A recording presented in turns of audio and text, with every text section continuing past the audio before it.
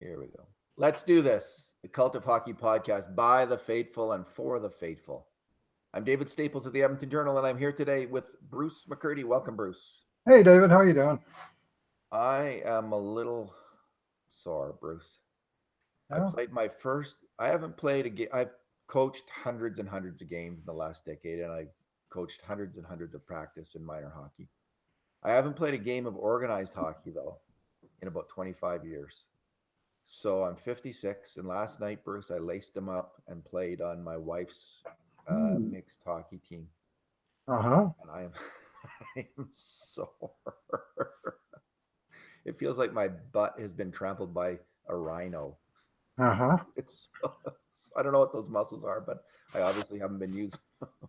It Yeah, was a riot, though. I just absolutely I had so much fun. nothing like co-ed sports to get you pushing the limits either, eh? That's right. Well, but my wife was we were defensive partners, Oh, my yeah. wife and I. So yeah, you gotta make sure you gotta take care of business there. You can't get scored on. Uh, so we had a pretty good Corsi, Bruce. That's all I'm saying. Excellent, excellent. That's all that matters, right? That's all that matters. Yeah, that's all time. Uh, but I do want to stress, like, the real joy of hockey is playing the game. Mm-hmm. And my wife she's 45. She's Vietnamese Canadian. She was born in Vietnam, came here when she was 1. She didn't grow up skating or playing hockey. She took up hockey this year and learned to Oh, play really? Okay. because she's been watching our kids play for the last decade, and she's Yeah, just been having a riot. So good it stuff. really is such a great thing to play the game.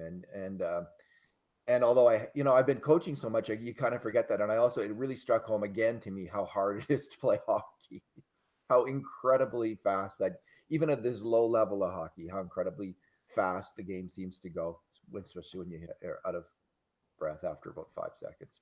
Right on. So today, Bruce, we're going to talk about the ongoing aftermath of the James Neal and Milan Lucic trade and the great upset it's caused in Calgary. The ongoing upset it's caused in Calgary, which can only warm the cockles of the heart of an Oilers fan. What are the cockles of a heart, Bruce? Mm-hmm. You know what the cockles are? Well, they're the warm part. Apparently, they can get cold. They're pretty cold in Calgary. They have Yeah. cold cockles. Oh, do they? The Calgary cold cockles acquired Milan Lucic today, and we'll talk about the Neal season in Calgary. I went over a complete, like, I read every Calgary Herald and Calgary Sun story on James Neal, and I don't have a lot to summarize from that. We'll go over that. We'll talk about some of the other signings Holland has made, and then we'll talk about the one last, what I call a big move that he has to make this summer regarding Jesse Puljujarvi. So we'll start with James Neal. So I read over all these stories, and I kind of posted the 4,000 word summary. Mm-hmm. It's a great thing about the internet. There's no shortage of pixels, and you can just, if you're a really hardcore fan, like the Cult of Hockey listeners are hardcore fans, obviously. Some of them are interested in reading like 4,000 words on James Neal's last season in Calgary. I'll give you the takeaways though, Bruce. Sure. Everyone everyone knows he was terrible Mm-hmm. and had a really bad season. Yep. And there's a couple key points. I think he likes to play right wing. He likes to play on his off wing. He played there with Evgeny Malkin in Pittsburgh, I understand. He had by far the most success he's ever had as a hockey player, I believe, with Evgeny Malkin. Of course, In that's Pittsburgh, he had his 3 best years in Pittsburgh. Yeah. and he was on his off wing. Now, Malkin is a left shot center, I believe. Yes. He said he likes to play with a left shot center while he's playing on his off wing. Right. He seems to think that's what works best for him. And of course, this is excellent news for the Oilers because they have 3 pretty strong left shot centermen. And if that's what he prefers, he Mm-hmm. might not get his first choice. He might not even get but he's going to get at least Nugent Hopkins as his center. And he might get Draisaitl. And when you hear about Malkin being the player that really worked with him in Pittsburgh, who does that make you think of in Edmonton, Bruce, that might work with James Neal? Well, Leon reminds me at times of Malkin a little bit. Bingo, yeah. Bingo. Yeah, I mean, they do have things in common for sure. Now Malkin didn't score as much as Leon last year, did he? He had one. Malkin was the last guy before Leon to score 50 goals and 50 assists in the same year, and that was 2011 and 12. And 7 years it took for someone else to do it, and that was Leon. So I think Malkin, I think that was his career high, and it may well prove to be Leon's career high. Who knows? But I'll be surprised if he doesn't hit 100 points again on more than one occasion. Malkin, again, is like he's not obviously fast, but he's like Draisaitl, fast, big fast, right? Like a big fast player. Not obviously speedy, but obviously gets around the ice pretty well. So there is that kind of resonated with me a little bit as I was thinking about that. Now they didn't in Calgary, they didn't put him on his off wing. They put him on the left wing. And he said, I just heard him on the Oilers now a couple of days ago. He's fine, whatever wing, blah, blah, blah. But we know that whatever they say in public and whatever they really think is not the same thing with the players. They can't say what they really think in public about their job. I mean, who does? Who does do that? But so I think that's one good thing. The other thing that hit hard, Bruce, okay, he wasn't on his right wing. He wasn't playing well. And people, the fans turned against him. The media turned against him. Everyone turned against James Neal in the end. They love James Neal in the end about as much as we like Patrick O'Sullivan and his one season at Edmonton is the feeling I got. Like, honestly, that's how much they love James Neal. They see him as the equivalent of Patrick O'Sullivan, kind of a soft outside player who doesn't get in the game, can't make a play. Mm-hmm. So that's a sobering in terms of analyzing this trade. The one thing I would say though, Bruce, is Neal got sick halfway through the year. He missed a game or two. He got sick and then he got injured and he missed 5 weeks. Right. He lost some teeth in a play. Yes. And he never, as far as I can tell, like the NHL, they're not honest about the injuries. They don't say what's happened. He was out 5 weeks with an upper body injury. Sounding to me, Bruce, I don't know. This is total speculation. Concussion. Like if he gets a blow to the head, loses teeth. Maybe. Yeah, I happened to be watching that game, and that was a wicked blast that he took.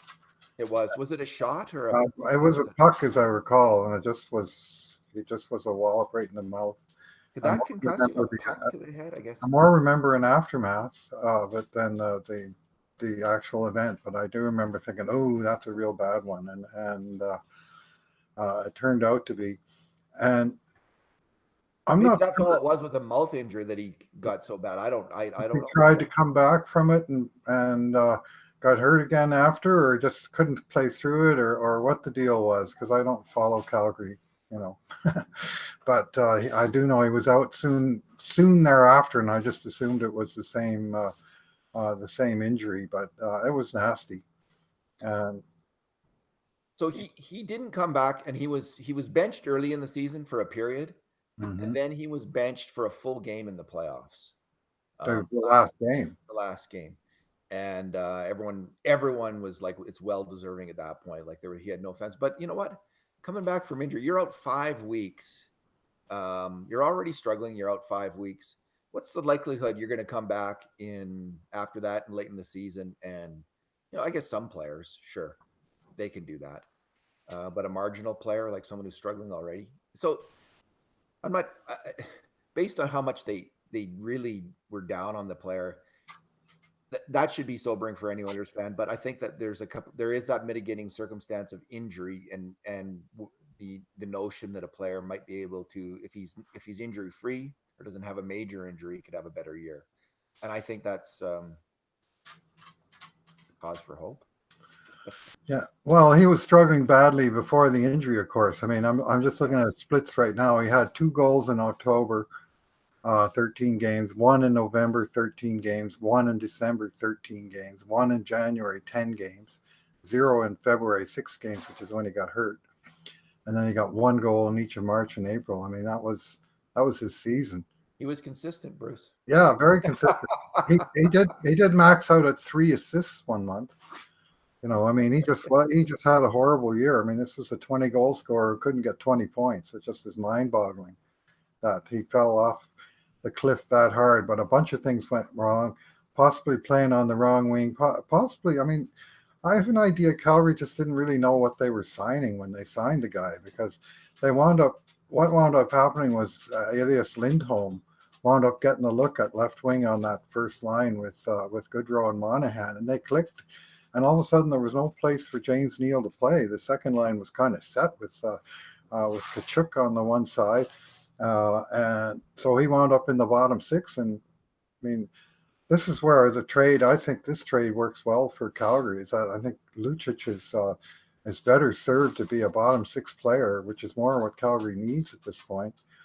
And Edmonton clearly badly needs top six players, and they're gambling that Neal can return his form given the opportunity. And there's 100% chance he'll be given the opportunity. I think it's fair to say at this point, unless Lucic can raise his defensive effort and focus and effectiveness, that he's a bottom three player. Hey Bruce, you mentioned like the Calgary didn't know what he was getting, and I had when they signed Neal, and I had a sobering moment because I when I was searching all these stories on James Neal, I found one that I had written, and back in July 2018, I wrote about the Neal contract as one of the worst signings of that summer. And essentially, he had his peak seasons all came. The big mistake when you sign a UFA is you're signing a player based on his peak performance when he's heading out of those peak years. When he's heading into his 30s and out of those peak years. And Neal's peak years were 2011 to 15. And that's when he was about a point a game player from 2011 to 15. Right. Since then, he's been 0.6 per game. That's all. That's what he's been, 0.6 per game. So he's already he's not peak. He's been near peak he had been near peak for about 4 years or 3 years. And then last year, obviously he was off peak. So it shouldn't, it was even at the time of the signing, when I was looking at it, at least, and I think many other people, they were kind of thinking, what the heck is Calgary doing there? So Bruce, let's move on to the most caustic analysis of the Milan Lucic for James Neal trade came from Ryan Lambert of Yahoo Sports. Now Ryan, he's pretty sharp-tongued. But it's one of the great things I think about hockey writing is that it's much more wide open now, and you have all these people who wouldn't, they weren't covering the team, they're not close to the team, and they just comment away, and they make some pretty they can be pretty acerbic, but also pretty interesting. And here's his take. Here's what Ryan Lambert wrote about this trade. Even with the acknowledgement that the James Neal situation had become untenable in Calgary, the decision to trade him for Milan Lucic, of all people in the league, should be considered a fireable offense. And I'm just for emphasis, I'll repeat that. Should be considered a fireable offense. There were other routes out of this disaster of a deal. He's talking about the James Neal, that taking on one of the 2 or 3 worst contracts in the league. This was Brad Treliving deciding to fix the hole he accidentally put in the dining room wall by driving a bulldozer through the house.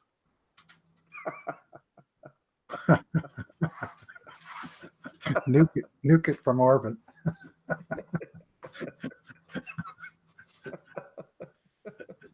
Yeah, he's not mincing words there, is he? Yeah, that's great. It's great. Like, it's, you know what? Like, I know fans can get upset. And of course, the people in the business, like the insiders, they're probably thinking, who is this guy? Like, how could he dare say this thing? Like, has he ever laced them up? Take him out and get him in the corner. I'll show him what's what, but it's I just think, sports it's entertainment. It's supposed to be fun. And I think sometimes hyperbolic commentary. And okay, let me ask you, do you think that trade was a firing offense?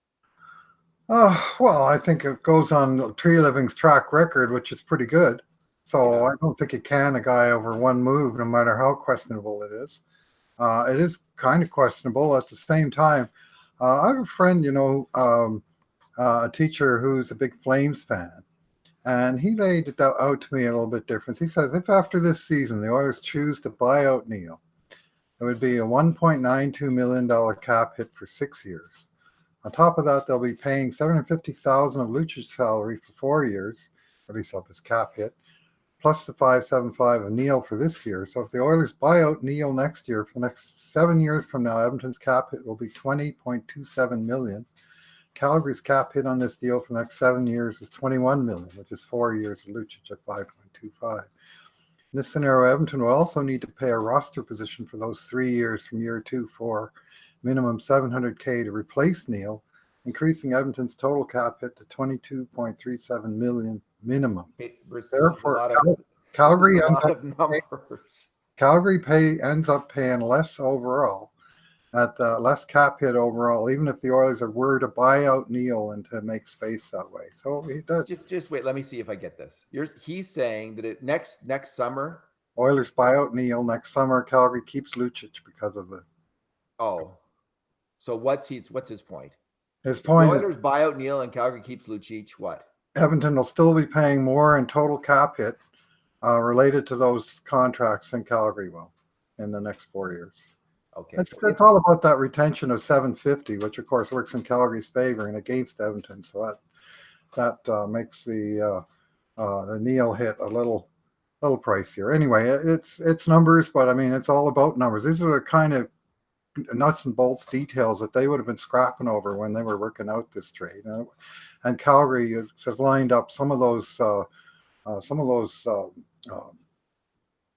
tokens a little bit in their favor, and it's all about Neal needs to outperform Lucic for the Oilers to win the trade. I think that's the bottom line. And he's kind of negating, like, the one argument we've heard from Oilers fans is, well, and from the Oilers maybe even, is that, like, well, Lucic contract was not, you can't buy that out, but the Neal contract, a huge benefit of this trade is Neal's contract is much more buyoutable. And his point is, actually, when you look at it, if they're not buying out Lucic and Neal continues on, that doesn't necessarily play out. Right. Even if the Oilers buy out Neal, they're still winding up paying more cap hit than Calgary. If the Oilers keep Neal, his cap hit is $1.25 million more than Lucic's with the $750K exchange. So Neal needs to outplay Lucic, however you slice it. There's several ways of slicing. Flames buy out Lucic. Mm-hmm. The Oilers have to pay part of that then? Is that part of on the Oilers cap? Yeah, that 12.5%. The percentage, would be on the Oilers cap. That's how I understand it, yeah. Okay. All right, well, that's a good point. Anyway, yeah, he's gone into the nuts and bolts, but like I say, they would have been hashing those kind of details out when they came up with this 12.5%. You say, well, how did they refine it to that amount? That's probably where they were. So we know from his past dealings that Brad Treliving's no dummy, right, Bruce? We do know that. So we can assume he wasn't totally stupid. And I'm concluding that Ken Holland is also no dummy. And I think, moving Lucic, I mean, the thought all along was it was that stupid contract was such a crushing thing that the whole fan base would be relieved to see the guy gone. And I think we're seeing that. Oh, yeah. Yeah, again, before this deal, I had the Lucic contract rated as since the 2013, January 2013 CBA came in place, the new CBA, which is so much more restrictive than any other CBA. Right. Mm-hmm. I have the Lucic contract rated as the 4th worst contract handed out in that time, after Dave Bolin, David Clarkson, and Louis Eriksson. Lucic is number 4 on the list. And the James Neal contract was the 21st worst contract on the list. So it's not like we're getting a good contract here. And the David Clarkson contract is now being reacquired by Toronto to help them with their salary cap, which has blown the top right off of my head and trying to figure out how this damn cap works. Bruce, I am in the same boat. I've had 3 explanations. I would pay money to hear these. That's one thing. Okay, I'll give you. You think that paragraph I just read you was complicated? Read one of those articles. Best is probably by James Myrtle at The Athletic, but is it ever? Okay, I'll have a look. Stuff. Oh. I have recently subscribed to The Athletic because there's good articles like that that can describe the LTIR contracts and all of the. Boggles the mind that contract could somehow be of value to a team, but Toronto went out of their way to get it. I hear they're going to hire the Toronto capologist to solve the problem of nuclear fusion. So Well, they could put him on the national debt. He can make David Clarkson into an asset. Man, he's got something going on. Yeah. Yeah.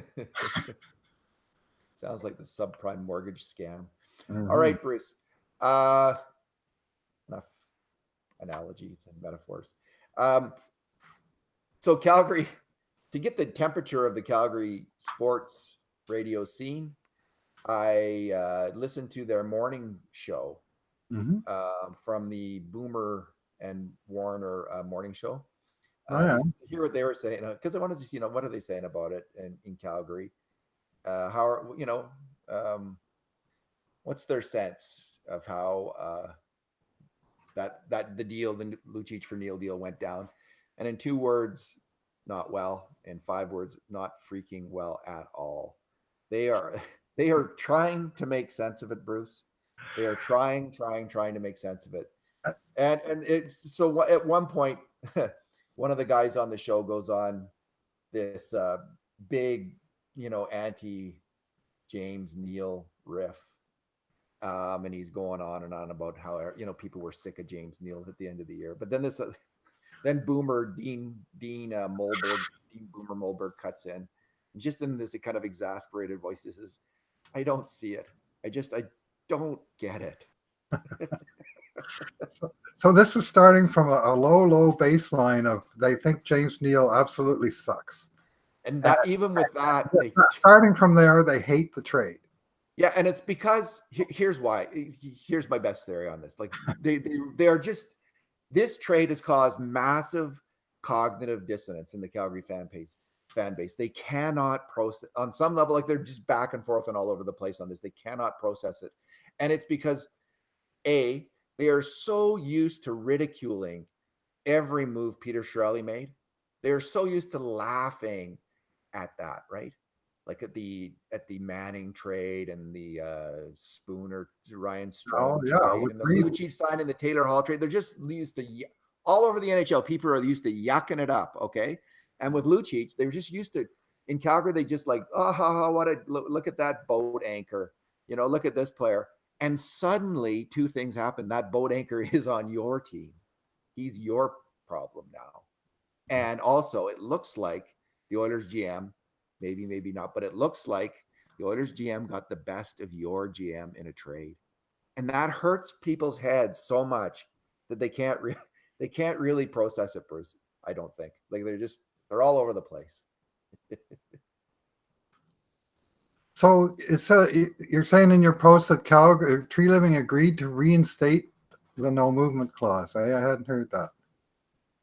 He did indeed, and that's so they're trying to get their heads around. And this is the best comment of all. Okay, this was from Matty Rose. He's a sports broadcaster for Sportsnet 960 in Calgary. So Boomer's speculating. Well, they agreed to bring the no movement clause back, but I bet you they made a side deal. Lucic is from Vancouver. He probably wants to go to the West Coast. So when the Seattle expansion draft comes up, Boomer's theory is that this side deal will kick in and Lucic will waive the no movement clause. So he'll be available in expansion to Seattle, and he won't have to be protected in Calgary over, say, Sam Bennett or someone like that, right? Mm-hmm. So this is Boomer's hope. Maybe it's realistic, maybe it's wishful thinking. So then Matty Rose cuts in and he says, I can see Seattle having some interest in a guy like that, helping them get up to the salary cap floor, depending on how they would attack the expansion draft. I think there would be some serious interest there. And when Matty Rose said that, I just laughed out loud, Bruce. Some serious interest in like it's 2 years from now, correct? I believe the expansion draft. Lucic 2 years from now, and a team having serious interest in him at $6 million a year. Like, first of all, this idea that the expansion team is going to be trying to take on salary to get up to the expansion, like they'll take on salary, yes, with Milan Lucic, but you're also going to be throwing in a first round draft pick for them to take on that salary. Like, no one gets to the cap floor just because they're nice guys. And the idea, I like the notion. So, but the thing that I like best about this, Bruce, is I don't have to worry about this anymore. as an Oilers fan, one of the best things about this trade was getting out from under not only like move on Lucic and how you played on the ice and your contract, but getting out from under that no movement clause in the expansion draft is a huge relief to me. And I'm glad they're going to be talking about that on Calgary radio for the next 2 years, speculating whether this little secret deal is in place and wondering. So have fun with that, guys. Have fun with that, Flames fans. Well, even if the salary cap it turns out to be a wash, as my friend Ian suggests, um, getting out from that, can you imagine? I mean, Oilers potentially losing, say, Tyler Benson in the expansion draft because they're forced to protect Milan Lucic, right? It's a long time from now, and so players like Benson could, that's gone, and that is that's got a good riddance to that aspect of the Lucic deal was having to support. I mean, they already did protect him in the Vegas expansion, right? And we don't even know, like, you might think, well, the Oilers don't have that many players, that they'd want to protect, but that's a long time from now. 2 years. So there's all these players rising up. So I think, and I'm not sure exactly which draft year it kicks in, and it's different for every player, right? I don't like, is it possible, like Bouchard, could he be available? I'm uncertain. I have to I haven't looked at this yet, but 2 year I think it's identical terms. And last year, anybody who was still on their ELC was basically exempt. So 2 year pros were covered, and then the guys in their third year weren't. And so Bouchard will have had 2 years of his contract by then, as will Samorkov, as will the other guys turning pro this fall, McLeod, Maximov, and so on. So those guys should all be covered off by the young player, young pro aspect of the deal, as I understand it. So Edmonton's safe there. But guys that started playing rookie hockey last year, like Tyler Benson, he'll be at the end of his ELC when that expansion takes place, and he'll be either have to be protected or he'll have to be exposed. So again, there's a number of players who could come up and impress by then, like Marody, Benson. Sure. Jesse Puljujarvi, not out of the question. And you're going to lose one. You're going to lose one no matter what. It's not like now we can protect that guy and we're safe from it. I mean, no matter what, you're going to lose one. But you don't want to lose that marginal player who's like better than the rest of the pack just because you haven't got room for him. And so Lucic out of the pit. I mean, Lucic is one. Well, you have to protect him, and he's clearly below the rest of the pack by some margin. So. And what else it would do, Bruce, is if you have to protect a forward who's marginal, then you're probably not going to go with the protecting 4-on-4, which means a defenseman's more vulnerable. So you might lose Caleb Jones, right? Like that's potentially if you have to protect. So, okay, Calgary, have fun with that. Like I said, Bruce, let's move along. Let's talk about some of Ken Holland's signings this summer. So there's an interesting website. I'm not sure if it's one person or more, Evolving Wild. And what they do is they use a series of statistics and salary cap data. They look into the past, evaluate based on statistical performance, what players got paid in the past on their contracts.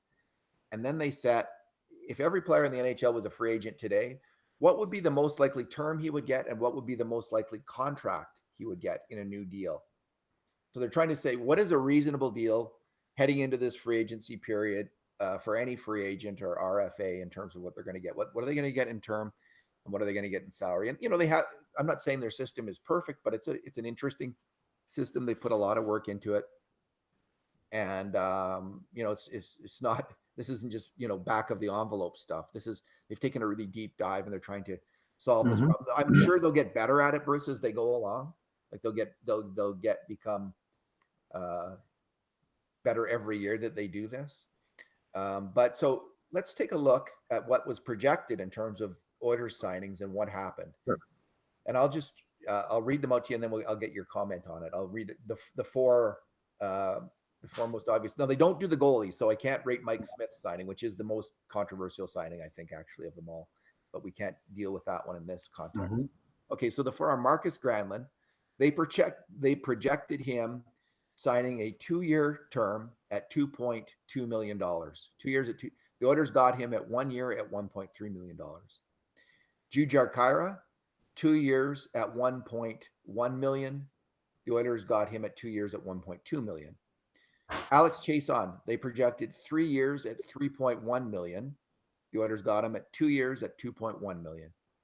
And Josh Archibald, they predicted at 3 years 1.6 million. The Oilers got him at 1 year 1 million. What do you say, Bruce?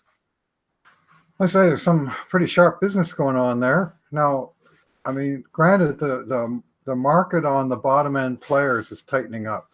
I think yes. Teams are so much paying the big bucks to their first and even second tier players that the guys at the bottom of the roster are just happy to be there, and a lot of them are signing in that $1 million range. I mean, Marcus Granlund, for example, Vancouver had rights to extend that guy. He was making, I think, 1.4 and a bit last year, so not much different than what Edmonton got him for. But I think they may have been concerned about him taking them to arbitration. They decided just not to qualify him at all. And Edmonton got him just a little bit below, about 10% below what he made last year. But that's different from the guy getting a 50% raise, which is often what you see at a guy at that point in his career. It's evolving wild projected. So sharp bit of business there. The only marginal downside is he is an unrestricted free agent at the end of this 1 year. So Edmonton will essentially have to offer full value to keep him around in future should he pan out. But that's the kind of gamble that Holland has made repeatedly. He's picked up player after player who's going to be 1 year deal, UFA at the end of it. Yeah, that's been his MO. He's been, I think he's done a good job of fishing at that end of the lake, where there's these cheaper players, and we'll see how they turn out. Obviously not all of them, but he's made a lot of bets. There's quite a bit of competition now, actually, for the bottom six. There's probably 9 players who realistically have a shot at those 6 jobs, and so that's maybe even 10. So that's good news for the Oilers. They have that going on. I have the lineup chart here. I'll just quickly. So in terms of that group of players who I have battling it out there, there's Nygaard, Marody, Archibald, Granlund, Kara, Chason, Gambardella, Haas, Gagne, Josh Curry, Colby Cave, Patrick Russell, and Brodziak.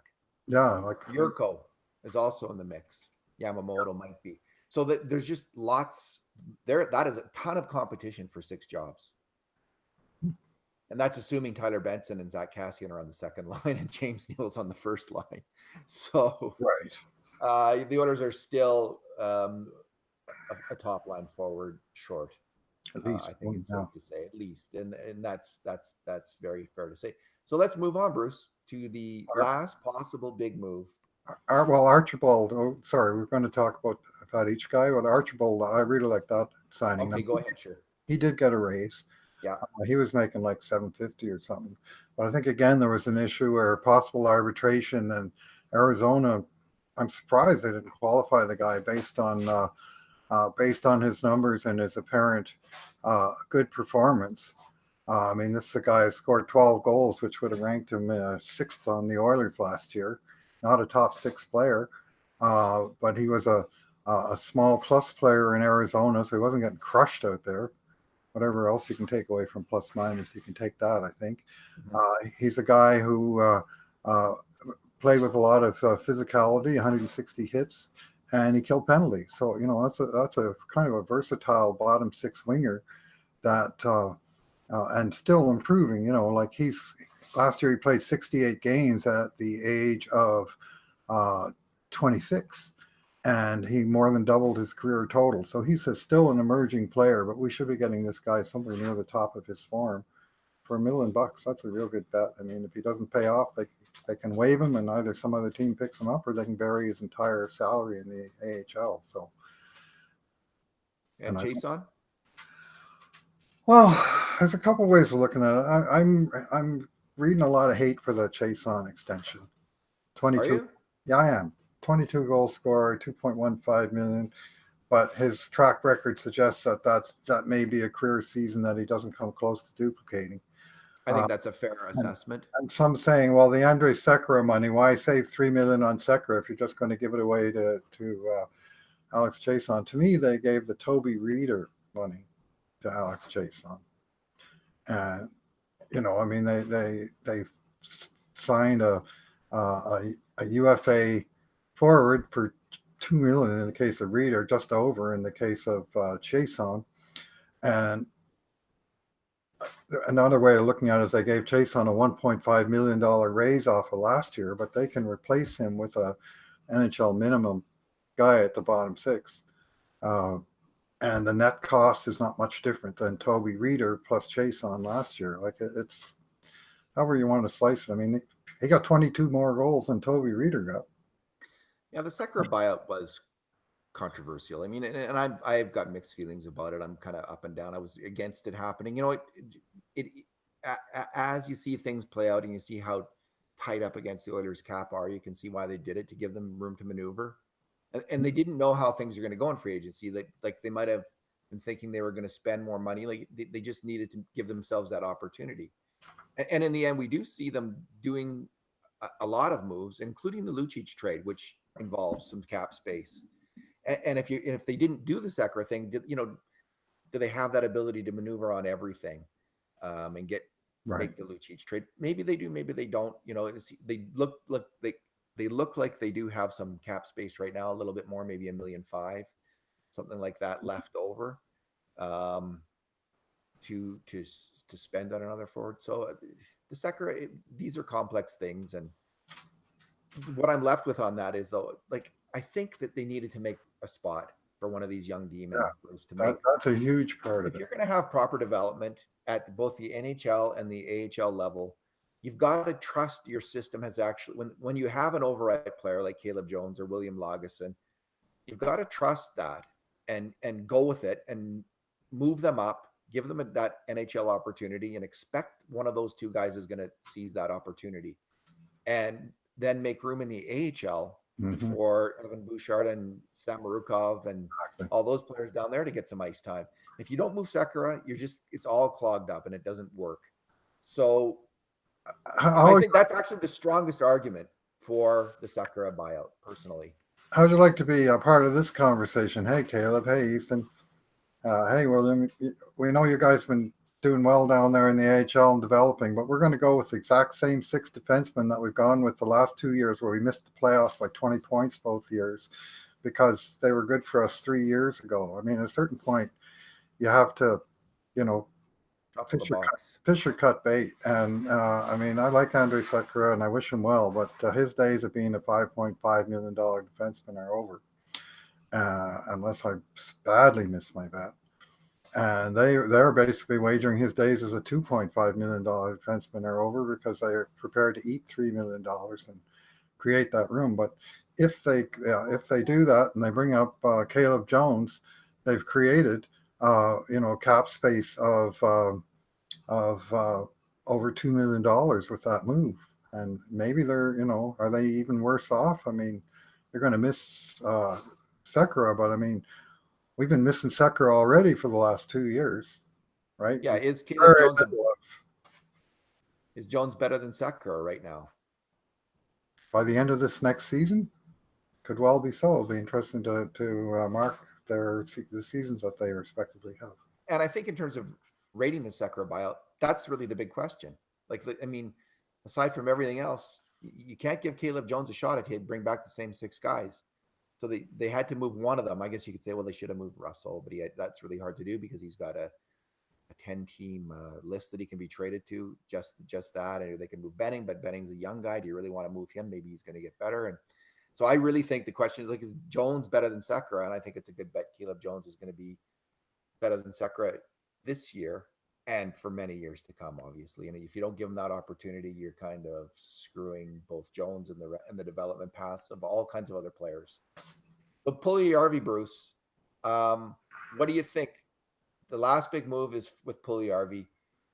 What do you think is going to happen? If you had to make a prediction, what's your prediction for the most likely occurrence? Well, I think they make him a contract offer, but it's going to be a pretty low ball offer. Like $1 million I, a year. million to, I'm putting him in the range between Archibald and Granlund, 1 to 1.3 million, Okay. somewhere in there. They can pay him that if he makes the team and someone else gets cut.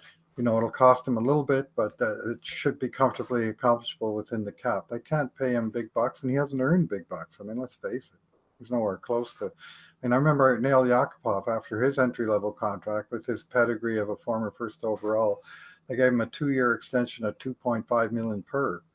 Uh, with Puljujarvi, he's not in that range, and I honestly don't see anything but a 1 year deal working for either side. Here, prove yourself, and then we'll talk.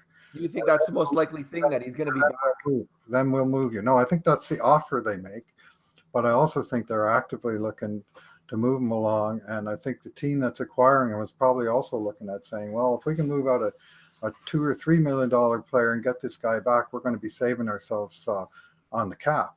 So maybe there's a guy, maybe Pavel Buchnevich is a guy that's name has come up, who's a little older. He's just coming out of his own ELC. He hasn't been extended as yet, so who knows what. There'd obviously have to be some negotiating behind the scenes. He hasn't got the draft pedigree, but he's got NHL pedigree now. He scored 21 goals last year, and so maybe there's a deal that can be structured around that kind of player with a team like New York Rangers that have just taken on huge salary commitments to Artemi Panarin and Jacob Trouba, just to name two, that have really sort of upset the apple cart in terms of what they can afford lower down. Another guy I know you like, Brendan Lemieux. I mean, same thing. Maybe that's the basis of some kind of a deal. Rather than signing the guy to a offer sheet, trade for his rights and sign him as your own guy. And Yeah, I think Puljujarvi is a trading chip. Now you might think Lemieux's not enough. You might think Buchnevich is too much. Maybe there's a pick or some other prospect or some other consideration can be thrown in the deal one way or the other to balance the scales. I think that is the most likely move, is the most straightforward one. The most straightforward one is a trade. And the most likely trade that will work for both teams is the Oilers getting a better player than Puljujarvi is worth right now by helping a team relieve cap trouble. So that's the Buchnevich kind of deal, where you're dealing with, there's about 6, 7, 8 teams that are in real cap trouble. They got some real issues. Now they're going to not like having to give up a player, but they might console themselves if they get Puljujarvi for $1 million, or $1.1 million. So that is, I think, the most likely scenario, followed by him returning to Edmonton. Mm-hmm. The one that I actually like the best, I mean, I'd like to see that trade. That would be fine, right? If they can get a better player right now than like a Buchnevich, or I think Brendan Lemieux, that kind of player for Puljujarvi, I'm not going to complain. The one I'd like to see the most is him go back to Europe.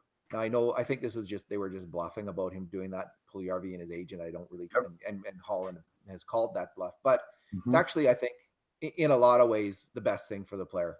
He goes there, Bruce. He gets his health back together again. He gets his confidence back together. He's apparently desperate. Ken Hitchcock said he was unhappy not playing on one of the top two lines. Well, if he wants that, he's not going to probably get that on the Oilers. He's not going to get that on another team, I don't think. If he wants to have that opportunity, he should go to Europe, get that opportunity, top power play, top line, see what he does, get everything back together again. Then that puts him in a much better negotiating position. And the Oilers, he's a year older, he's a year wiser. And a year at that age is a lot. A lot happens to a young person in a year. And that's what I would like to see. I want him to go back to Europe and play a year of hockey. I think that would be best for him. Doesn't help the Oilers in 2019-20. So that, in some ways, that's my least choice, just because I'd rather either have the player back and playing up to his potential. That'd be number one, or get something for him that can help the team in the short run. But it has to be something that can actually help, not just some kind of placeholder. They got placeholders, and I think Holland called the Puljujarvi cast. Is it Leto, his agent? Marcus Leto. Yeah, called their bluff the day he signed Josh Archibald. Yeah. I just got a right winger for $1 million who scored more, did more things than your guy did last year. And time for you to step up to the negotiation plate one way or the other. Well, I think that was essentially Holland moving on from the player. In a sense, yeah, he covered it off. It's not like he's leaving this big gaping hole saying, "Jesse, we need you here." So if it's in some ways it's unless Puljujarvi ups his game, it's hard for him to make the Oilers next year, right, on a certain level. So there's all that.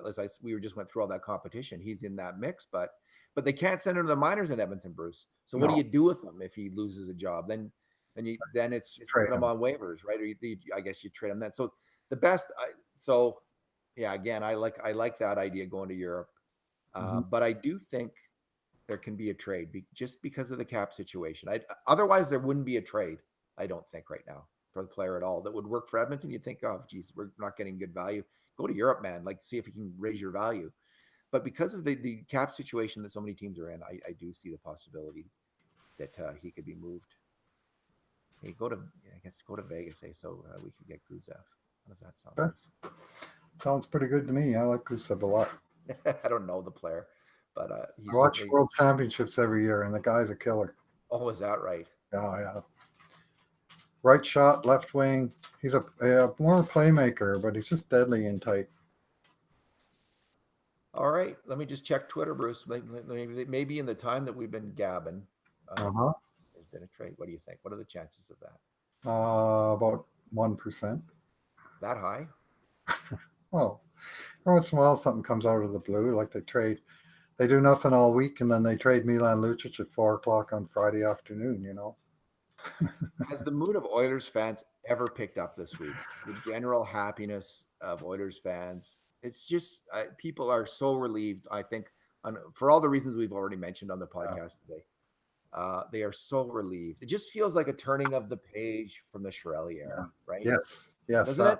yes. Turn the page. This is the Ken Holland era now. It just feels, and Holland was being judged harshly by Oilers fans before this trade was made, but suddenly he's like A1 Ken Holland, like everyone's singing his praises. So good for Ken Holland.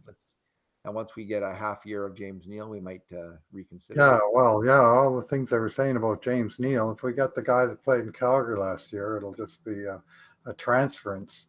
I think the best thing about this trade from the two players' perspective is that for both of them, lowered expectations. Instead of being held to this, well, we signed the guy for $6 million and he's not performing. It's now, well, we got rid of that guy and this is how we're kind of cleaning up the mess and we don't expect as much from this guy and anything we get out of him will be a bonus, yada, yada. And I think they'll be saying that in Calgary and they'll be saying that in Edmonton. So it just kind of lowers the temperature for those guys from the original market where they signed with the big market and our big money and the big expectations. That said, Bruce, if he does perform at a Patrick O'Sullivan kind of level, It won't take long, but he can be bought out. And the only be 1 year of that. And the much was made of the fact that he had been, he's training with Gary Roberts this summer. When I first heard that, I thought, oh wow, like he's like finally gotten serious, like maybe Neal's finally. But then I read like he's been training with James Neal, or James Neal's been training with Gary Roberts, like the fitness guru in Toronto for forever. Like I think since he was almost a teenage hockey player.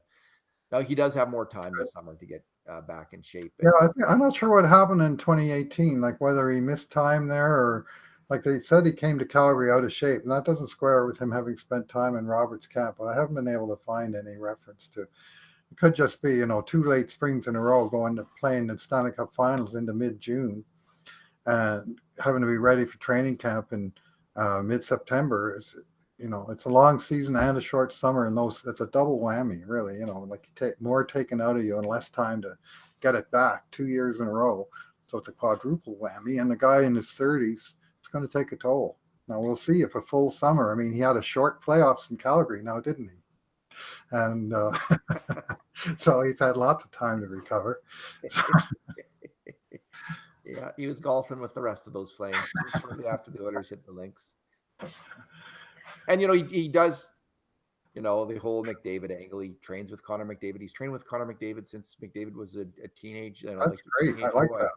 And that's kind of cool too. Those kinds of connections are important on a hockey team. And after Shirelli actively traded away McDavid's friends to bring in the guys that he called classless, it's got to feel pretty good to McDavid to have a GM bringing in somebody that he knows and likes, apparently. So, And I think part of this deal was Holland's NHL connections, like just the fact that he knows Tree Living and like they're friends apparently, and I think the NHL is a very chummy, clubby league, and Holland's he's got to be as connected as anybody, right? And he seems like a very affable, outgoing person. So, I remember Glenn Sather's best friend, Lou Nanny. How many trades did those two guys pull off with one another?